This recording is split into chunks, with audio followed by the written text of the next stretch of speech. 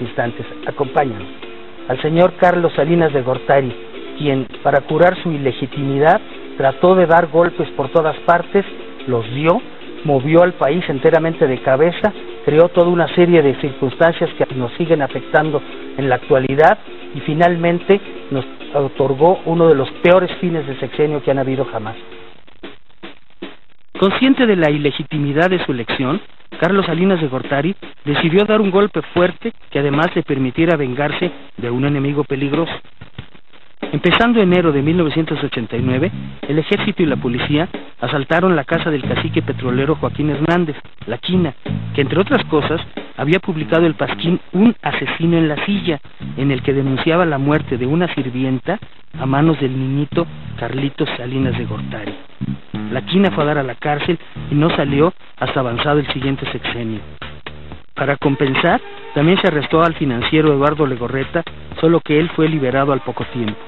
Después, Salinas eliminó a Carlos Jongitud, el líder caciquil del sindicato de maestros, y en su lugar puso a Elbester Gordillo. Una vez más, un cacique corrupto era removido desde arriba, pero en vez de impulsar la democracia interna de los sindicatos, el presidente impuso a otro líder tan dúctil como el anterior. Un nuevo golpe mediático de Salinas fue la renegociación de la deuda externa. Solo con la finta de una suspensión de pagos, logró un nuevo crédito de $2,000 millones. Como la supuesta renegociación en la práctica no fue nada, Salinas propuso a Estados Unidos un tratado de libre comercio. Los gringos felices aceptaron en el acto y dijeron que desde la compra de Luisiana y Alaska no había habido algo tan ventajoso para ellos. Ya picado, Salinas le dio duro a las privatizaciones y en 1993 de las 1.115 empresas estatales quedaban 213. Además, como en el caso de la compañía minera de Cananea, el gobierno se metía a obreros por la fuerza, después declaraba la quiebra, se limpiaban las deudas y después las empresas se vendían a precios irrisorios. Las quiebras instantáneas siguieron con Mexicana de Aviación, la compañía minera del Monte y por supuesto Teléfonos de México, que casi fue regalado a Carlos Slim, quien con eso llegaría a ser uno de los hombres más ricos del mundo.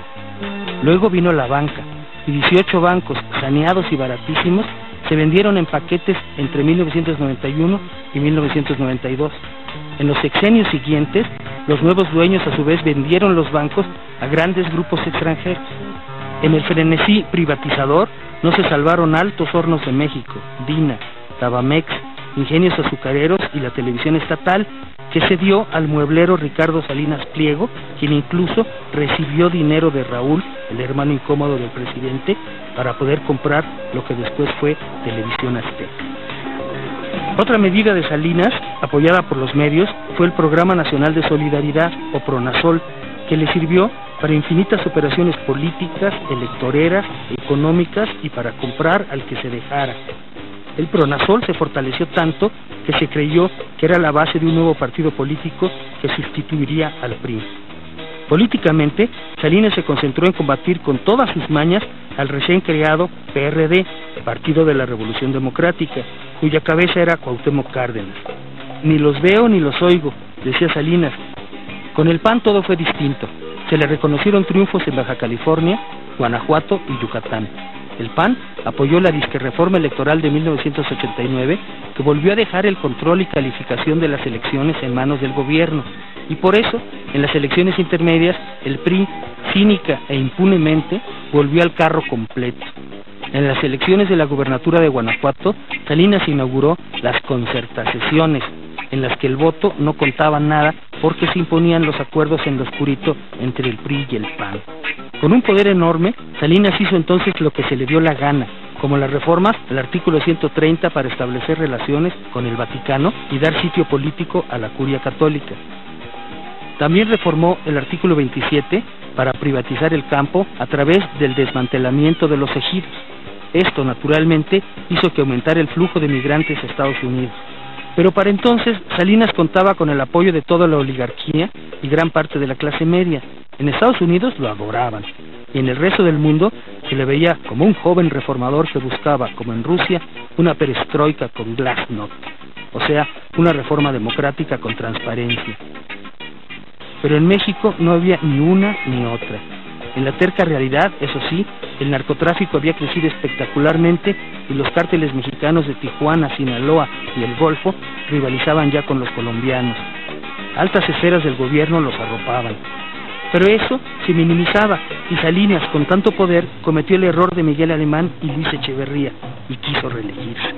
Él tampoco pudo, con lo que empezó a divertirse con el juego del tapado, en el cual Luis Donaldo Colosio y Manuel Camacho Solís eran los más fuertes suspirantes. Pero las cosas se empezaron a descomponer en 1993, cuando el cardenal Juan José Posadas murió en medio de narcotraficantes.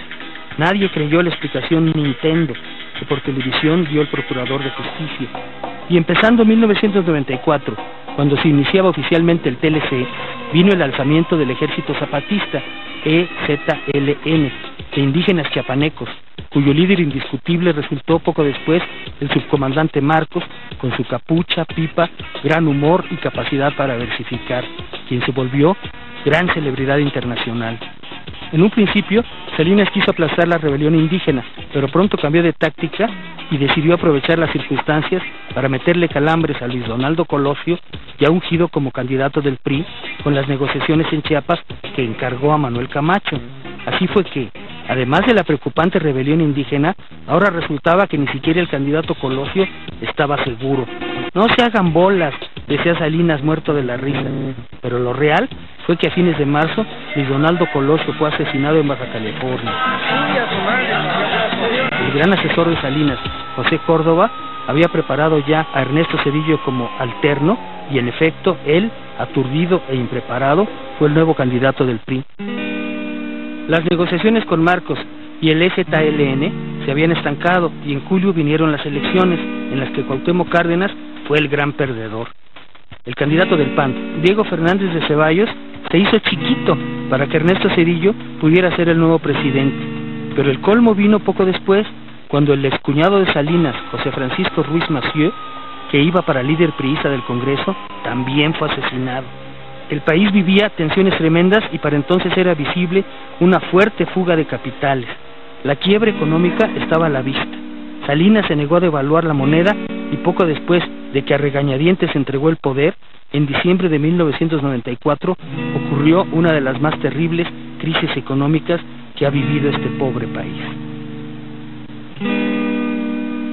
Pues Carlos Salinas de Gortari se fue, pero nos dejó asesinatos, nos dejó un alzamiento guerrillero y por si fuera poco nos hundió en una de las peores crisis que han tenido lugar en nuestro país. Con estos acontecimientos no precisamente gratos, concluimos nuestra serie de programas basados en el libro Tragicomedia Mexicana, una crónica histórica que narra la vida de México de 1940 a 1994. Ha sido una gran felicidad para mí estar con ustedes y les agradezco muchísimo su presencia. Muy buenas noches.